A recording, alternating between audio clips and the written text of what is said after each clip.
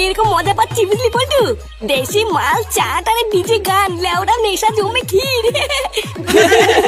দেখেছিস তো, আমি তোকে বলেছিলাম না আমাদের ফুটো এরকমই, সবাইকে মাতিয়ে রাখে।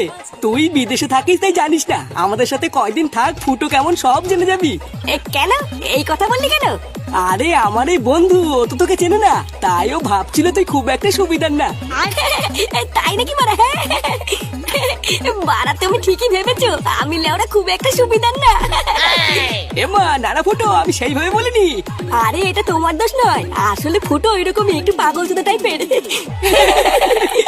আচ্ছা ফুটো, তোমার বাড়িতে কে কে আছে? আমার বাড়িতে তো লেওড়া সবাই আছে, মা, বাবা, বউ আর একটা বারোচোদা ছেলেও আছে। আরে সর্বনাশ, এই বয়সে তোমার বিয়ে হয়ে ছেলেও হয়ে গেছে? আরে দাদা, ওর বিয়ের পিছনে বিশাল বড় একটা কাহিনী আছে, তোমাকে সব শুনবো খানি। কিরে তুই আবার উঠে পড়লি কেন? তোরা সবাই মাল খেতে খেতে মজা কর বুঝলি, আমি হালকা করে কোনায় গিয়ে একটু মুতে আসি। ও তাই বল, যা যা তাতে যা।